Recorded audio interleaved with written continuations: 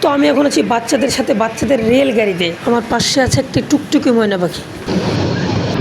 ভয় করতেছ? ভয় করলে আমাকে বলবা। লামিয়া, হ্যাঁ মালিয়া।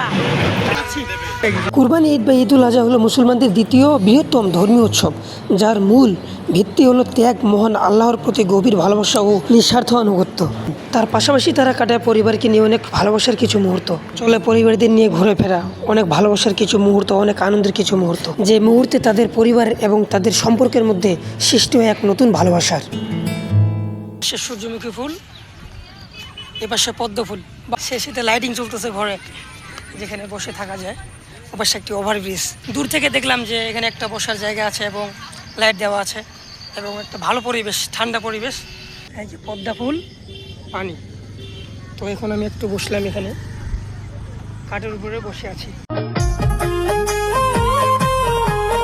তো আমি এখন আছি ঠিক পার্কের সামনে গেটে এবং টিকিট কাউন্টারে অনেক মানুষের ভিড়, তাই টিকিট নিতে কিছুক্ষণ সময় লাগলো।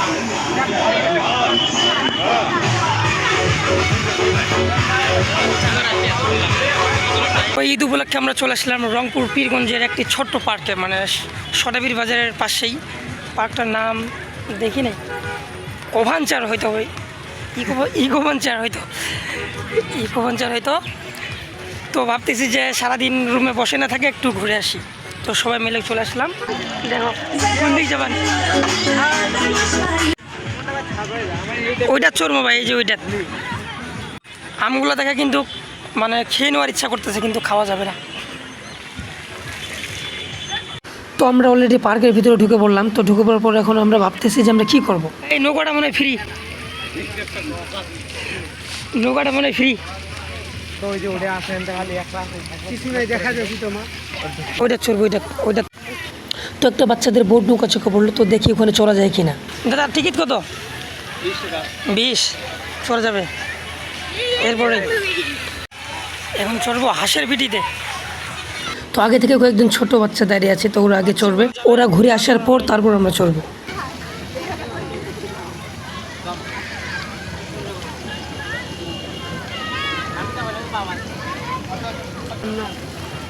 এটা চড়বে না? এইটা চড়া যাবে, এটা চড়বো 4 জন। 80 টাকা দাও। হ্যাঁ হ্যাঁ, বাচ্চারা ঘুরে আসবে তারপর চড়বো, ওটার জন্য অপেক্ষা করে আছি। তো বাচ্চাগুলো ঘুরে আসুক তারপরে চড়তেছে আমরা এই 4 জন। 2 জন উঠলে হবি।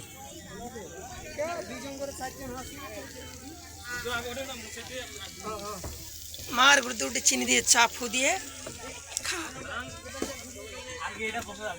বস।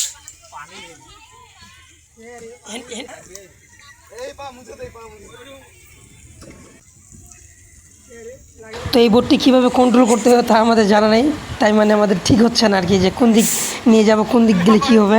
ঘুরতেছে না তো, না হবে না। দাদা কোন দিক আগে যাবে, কোন দিক ঘুরবে? দিলাম। ও এবার সে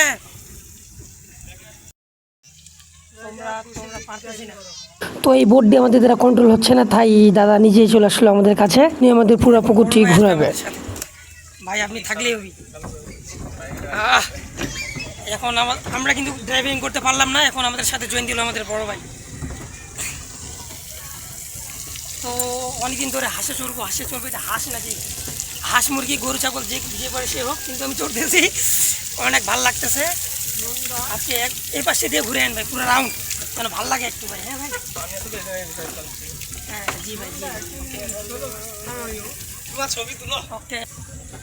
তো আজকে ঈদের উপলক্ষে চলে আসলাম আমি রংপুর পীরগঞ্জ সদাবির বাজারের একটি। ভাই পার্কটার নাম কি? Eco Venture Park. এই পার্কে একটু আসলাম ঘুরতে। তো আমি ভাবছিলাম যে মানুষজন অনেক কম হবে, কিন্তু না, এখানে অনেক মানুষজন, অনেক। তো প্রায় রাত্রি হয়ে আসতেছে, কিন্তু তারপরেও অনেক মানুষজনের ভিড় লেগেই আছে এখানে। তো আমি বর্তমান প্র্যাকটেল মারতেছি এখানে।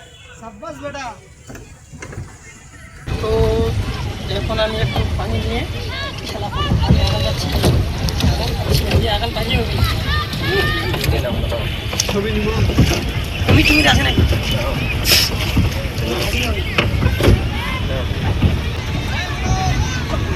ডুবে কি হবি আংসাং বুদ্ধি কিছু না, আংসাং ছাড়া কিছু না, কিচ্ছু হবে না, কিচ্ছু হবে না, মোবাইল পড়ে গেলে কিছু হবে না। ভাই আমি মোহন বিশ্বাস, তো আজকে আমি নৌকা চালাচ্ছি, নৌকা তো না নৌকা ভাই, নৌকা বোট চালাচ্ছি, স্টিমার লঞ্চ জাহাজ যে কোনো হইলো। তো আজকে আমি এটা চালাচ্ছি, তো চালাই অনেক ভালো লাগতেছে, এর আগেও চালাইছি, তবে আমাকে এগুলা মানে বাচ্চা যে হারকাত আমাকে অনেক ভালো লাগে। তো অনেকে কিন্তু লজ্জায় ছুটতে চায় না, বাচ্চাদের খেলনা কিন্তু আমাকে চড়তে অনেক ভালোই লাগে। তো আজকে ঈদের উপলক্ষে চলে আসলাম এই ইকো ভাঞ্জ নাকি যাই হোক, এই পার্কটাতে এসে আমাকে অনেক ভালো লাগলো। আমি ভাবছিলাম যে লোকজন খুব কম হবে, কিন্তু না, এখানে অনেক মানুষজন, প্রায় রাত্রি নেমে আসলো, কিন্তু তারপর অনেক মানুষের ভিড় রয়েছে।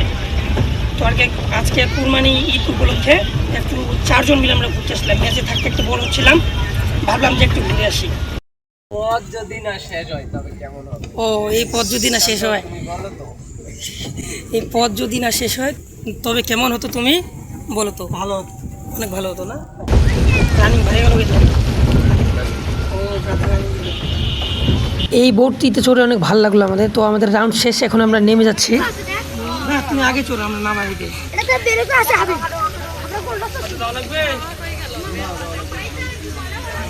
তো আমি এখন ছোট বাচ্চাদের সাথে ট্রেনে চড়বো, তো সেই জন্য এখানে টিকিট কাটতেছি।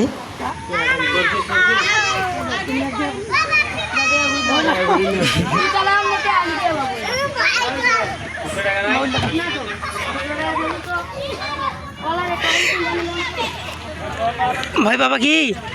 ভয় বাবা না, কোনো ভয়ের কোনো কারণ নেই, হ্যাঁ ভয় করিও না। তো আমি এখন বাচ্চাদের সাথে আছি। তোমার নাম কি? কি নাম? মালিয়া। তো আমি এখন আছি ছোট্ট বাচ্চাদের সাথে ট্রেনে। তো আমার পাশে বসে আছে একটি টুকটুকি সোনা পাখি, আর আমি প্রথমে 3টা টিকিট কেটেছিলাম, কিন্তু ওরা 2 জন চললো না, তারা লজ্জা পাচ্ছে, বলতেছে ছোট বাচ্চাদের সাথে আমরা কেন, কিন্তু আমি চড়ে বসলাম।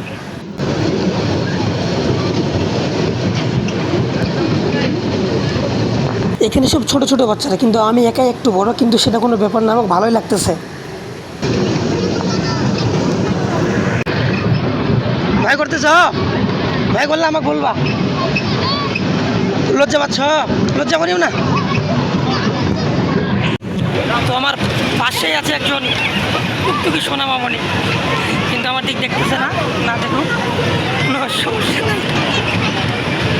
একবার দেখো, দেখো মানে কি বলো, লামিয়া, লামিয়া, হ্যাঁ মালিয়া, আচ্ছা মালিয়া।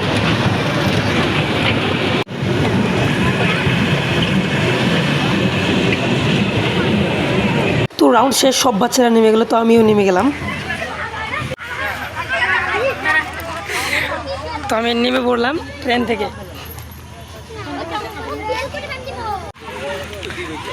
তো এটাতে চড়েছিলাম আমি।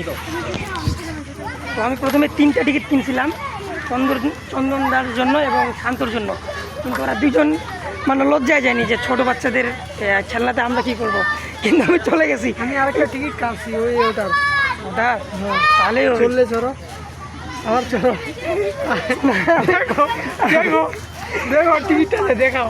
না খারাপ হবে, বুঝতে পারি জাল টিকিট, জাল টিকিট না, ওটা বাস্তবে টিকিট। জাল টিকিট মানে অন্যজন কাটছিল, এটা নিয়ে যাইতে বলতেছে, কিন্তু না এটা আমি করবো না, এটা নিয়ে যদি আবার মানে জানা পায় তাহলে সম্মান চলে যেতে পারে, ওই জন্য এটা নিয়ে আমি চলবো না।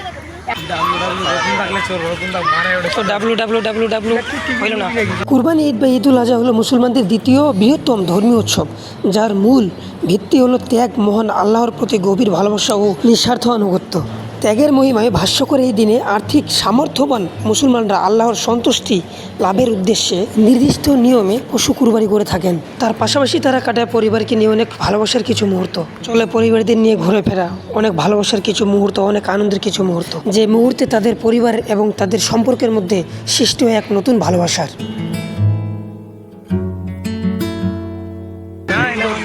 এগুলা তো টিকিট নাই, তো এখন আমি এটা চন্দনদা চড়ো নিবি, তুমি করো লেলে দিব আস্তে, কাদা হয়ে যায় ফেলে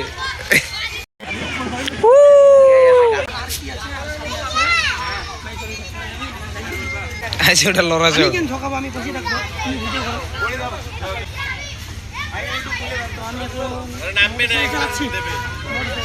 বাচ্চাদের ভিডিও করবা। ওপাশে মামুনি, ওপাশে রে ধুম।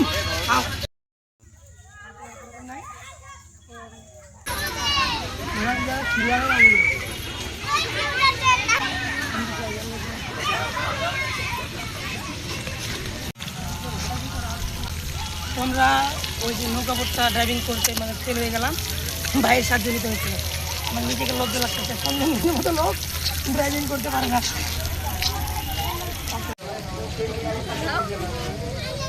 চন্দনদা, চন্দনদা, আজ হাসে চড়বা। তো পার্কটি অনেক ভাল লাগলো, তার কারণ আমার প্রকৃতি এমনি অনেক প্রিয়, সেই সাথে এখানে প্রকৃতির অনেক ছোঁয়া হাসতেছে, সেই সাথে সূর্যমুখী ফুল। তো পুকুরের পাশে এরকম সূর্যমুখী ফুল দেখে মন যেন ভরে যাচ্ছে। মানে প্রাকৃতিক সৌন্দর্য দিয়ে সাজানো এই পার্কটি, কি জানি পাতা দিয়ে সাজানো হয়েছে, মানে অনেক গাছ রয়েছে, মানে প্রাকৃতিক সৌন্দর্য, মানে মনোমুগ্ধকর একটি পার্ক। পার্কটি ছোট হলেও মানে মনোমুগ্ধকর একটি পার্ক। তো পুকুরের পাশে রয়েছে এরকম নানান ধরনের ফুল, লাল ফুল, সূর্যমুখী ফুল এবং রজনীগন্ধার মতো মনোমুগ্ধকর কিছু ফুল। সেই ফুল এবং ফুলের গাছগুলো যেন পার্কটিতে আরো সুন্দর করে তুলেছে। এরকম পরিবেশে হাঁটতে যেন খুবই ভালো লাগতেছে এবং মন যেন শান্ত হয়ে যাচ্ছে। পার্কটি অতি সাধারণ কিন্তু মনোমুগ্ধকর, অনেক শান্ত পরিবেশের একটি পার্ক। আবার আমার হাঁটতে হাঁটতে চোখে পড়লো এক বাবা এক ছেলের নিঃস্বার্থ ভালোবাসা, সেই সাথে চোখে পড়লো ভাই বোনের নিঃস্বার্থ ভালোবাসা। দেখে যেন মনটা ভরে গেল। সত্যি মেয়েটি যেন পিছন থেকে এসে তার ছোট ভাইকে জড়িয়ে ধরলো, তার ছোট ভাইকে খেল দিচ্ছে।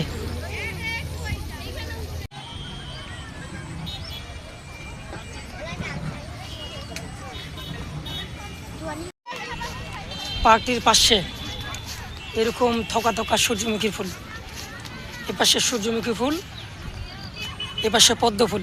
বাহ, মনোমুগ্ধকর একটা দৃশ্য। সে সাথে লাইটিং চলতেছে ঘরে, যেখানে বসে থাকা যায়। ওপাশে একটি ওভারব্রিজ। তো এখন আমি ওভারব্রিজে চললাম। তো ওভারব্রিজ থেকে একটু পুরা পার্কটার একটু ভিউ নিব। তো রাত যেহেতু চলে আসলো, সেই জন্য খুব একটা ক্লিয়ার দেখা যাচ্ছে না, কিন্তু তারপরেও ওয়েদারটা খুব ভালো দেখাচ্ছে আর কি। আমি কি সরবো নাকি আমি থাকবো? তো আমি এখন একটু মানে ব্রিজটাতে চললাম, ব্রিজটা থেকে একটু পুরো পার্কটার ভিউটা দর্শন করতেছি।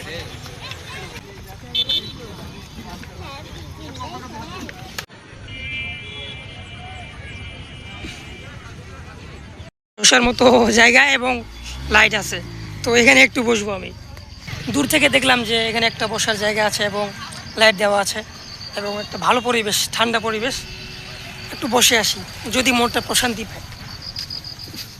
বসলাম, এখানে বসার মতো জায়গা দেওয়া আছে। তো রাত্রি হয়ে আসলো, তাই একটু ক্যামেরা খুব একটা ভালো আসতেছে না, আর আমার ফোনের চার্জ শেষ, সেই জন্য ভাতিজার ফোন দিয়ে ক্যামেরা করতেছি এখন।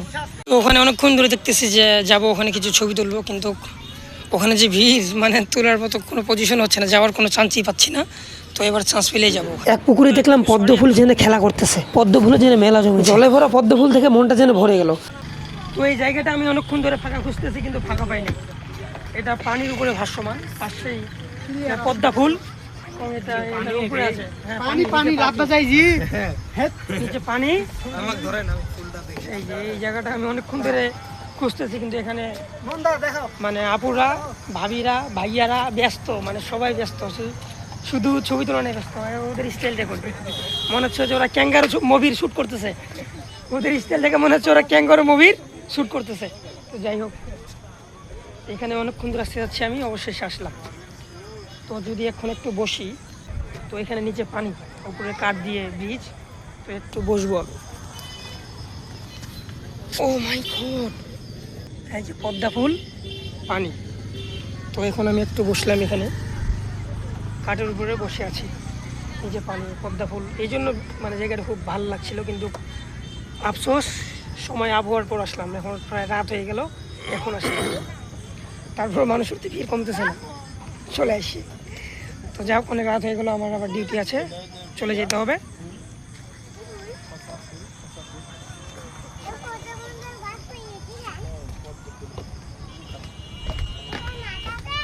অনেক ভালো লাগলো, অবশ্য মনটা খারাপ ছিল। লাইটিং তো ঘুরতে ঘুরতে রাত্রি হয়ে গেল, এখন আর থাকবো না, এখন পার্ক থেকে চলে যাব আমার ম্যাচে। তো এটা হচ্ছে রাত্রের সেই পার্ক। রাত্রি অনেক হয়ে গেল, কিন্তু তারপরে যেন মানুষের ভিড় কমতেছে না, এখনও অনেক মানুষজন রয়েছে পার্কে।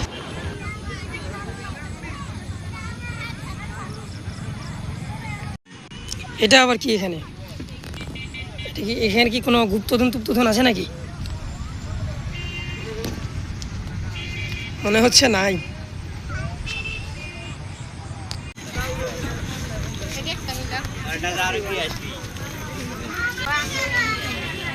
তো আমি এখন পার্ক থেকে বের হয়ে যাচ্ছি।